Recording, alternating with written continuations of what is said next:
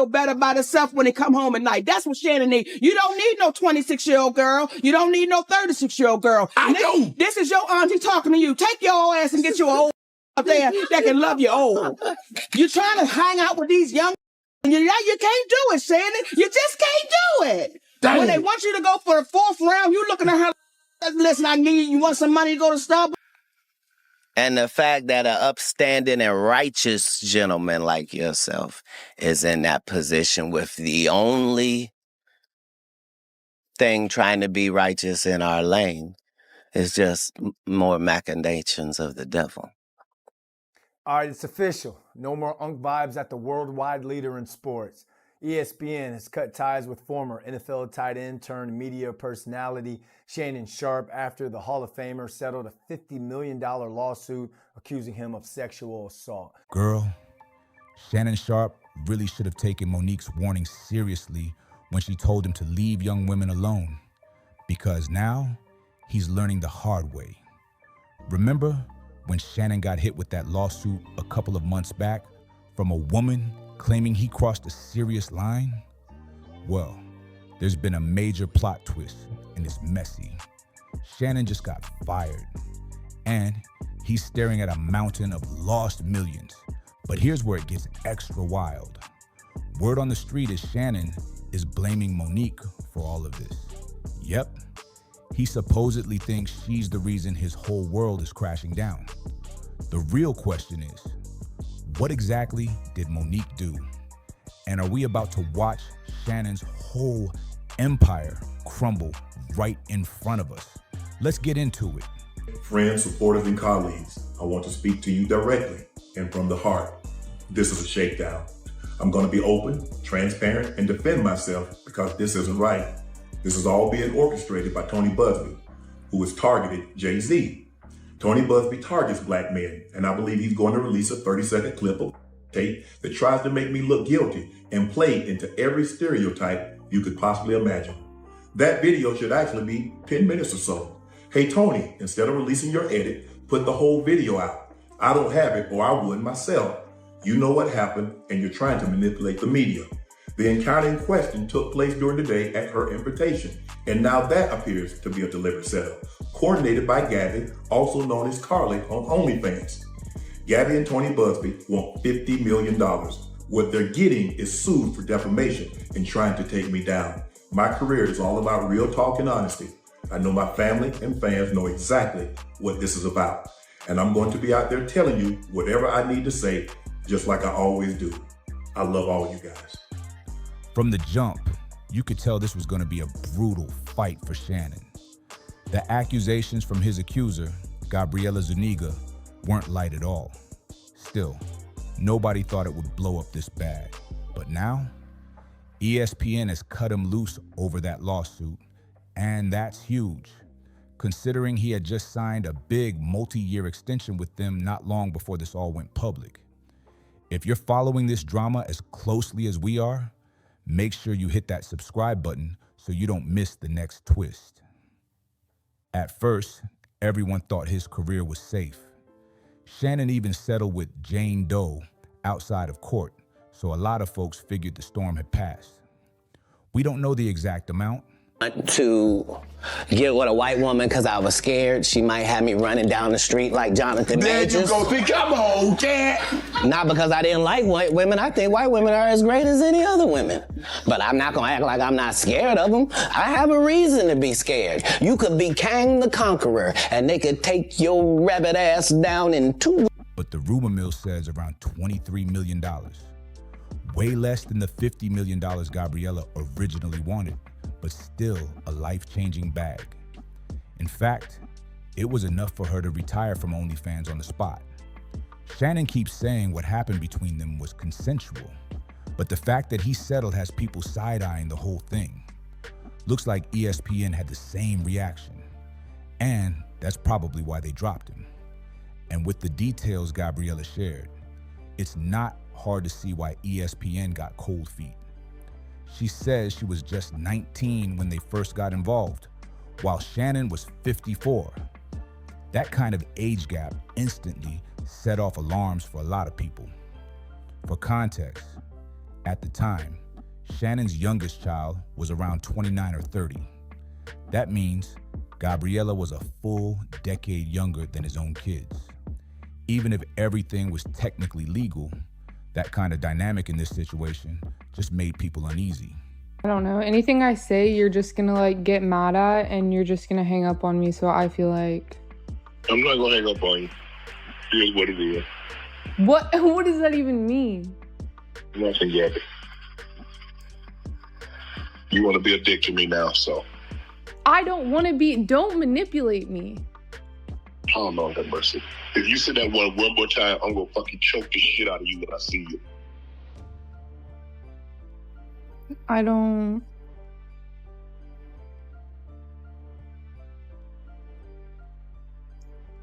You know what? Well, I don't want to be choked. Yes, you do. I don't think you have a choice in the matter. Now about that lawsuit, Gabriella first filed under the name Jane Doe to keep things quiet, but Shannon's legal team named her directly, which blew her cover. In the filing, she accused Shannon of controlling her, manipulating her, and says there were 2 separate times, in October 2024 and January 2025, where he allegedly forced himself on her despite her telling him to stop. The paperwork was blunt, the details intense, and once it all hit the public, the fallout came fast. According to Gabriella, it all started out looking normal. She says she met Shannon at a gym in LA, and they fell into a consensual relationship that lasted about 2 years. But somewhere along the way, things allegedly went left. I've had to turn down $50 million 4 times. 4 times. Just to protect my integrity and that virgin hole I was telling you about. Way left. She claims Shannon turned cold, cruel, and even threatened her life when she tried to share her location with friends. And that's not all.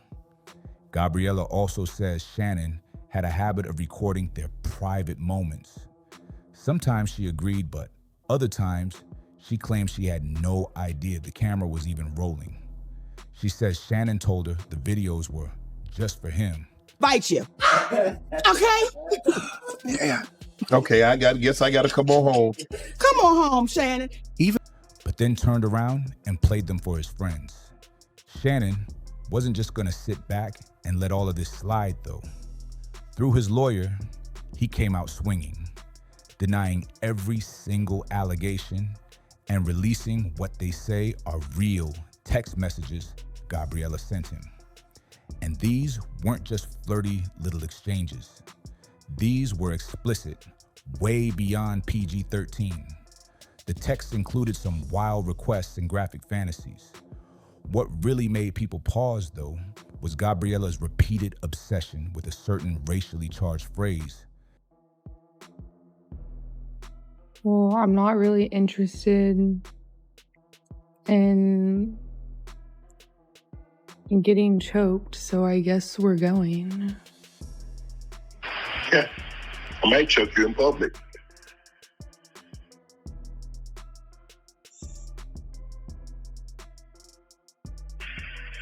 Big black guy chokes small white woman.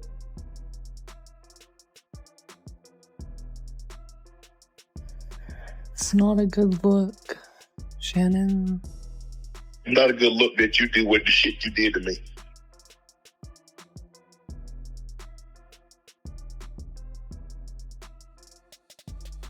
Okay,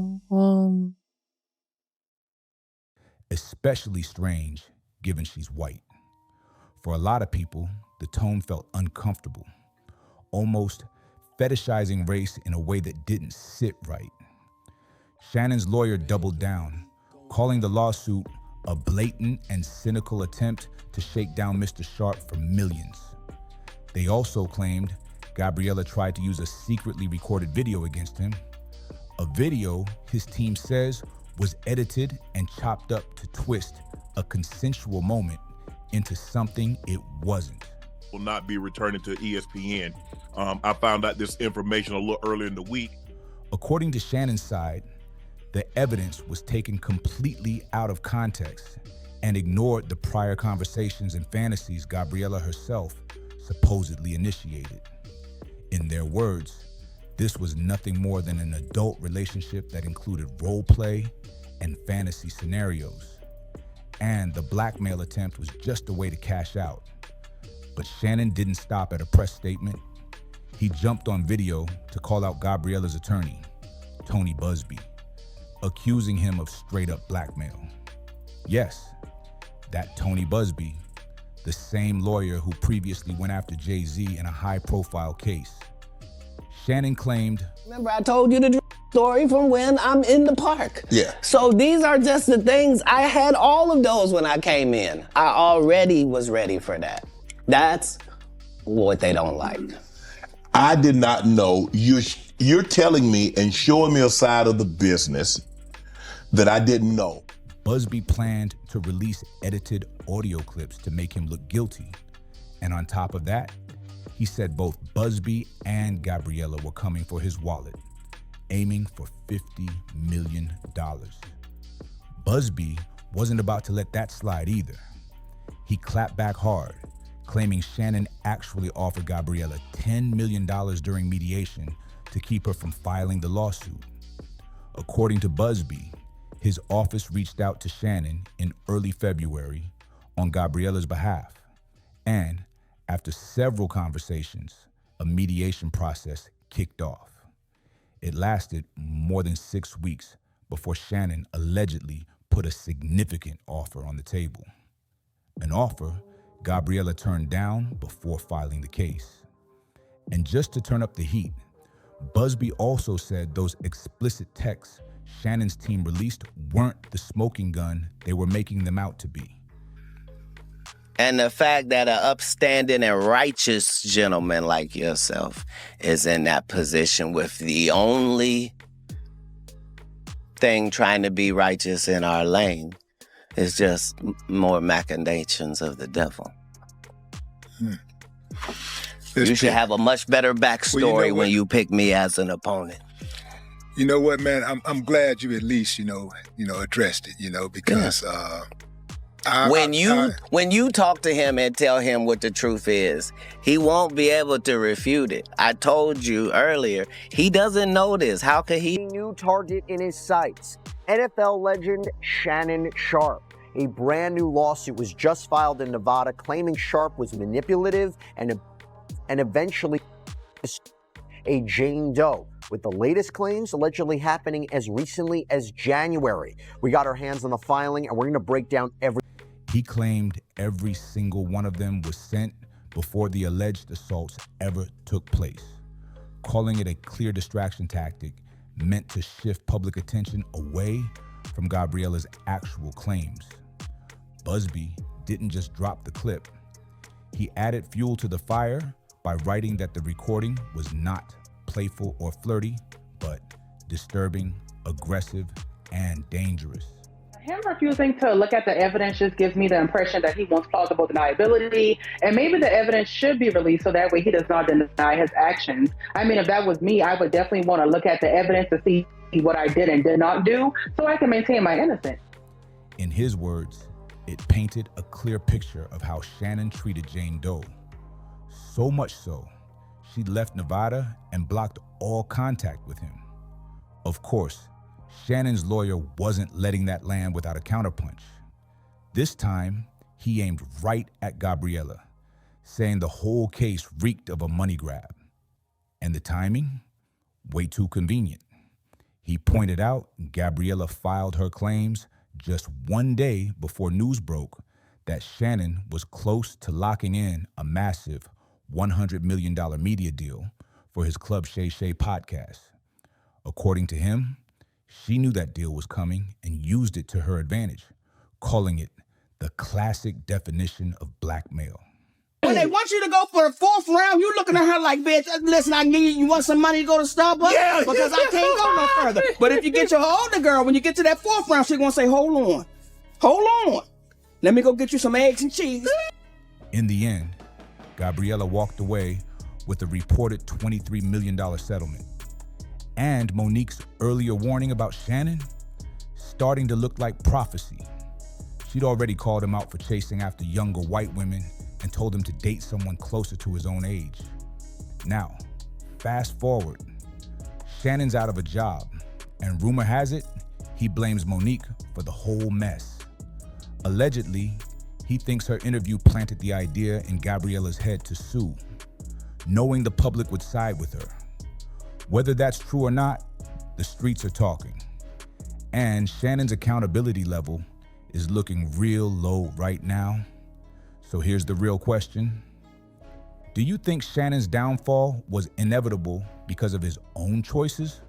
Or did outside voices like Monique's really play a role in pushing this case forward? Drop your thoughts below. And don't forget to like, share, and subscribe so you don't miss the next twist in this story.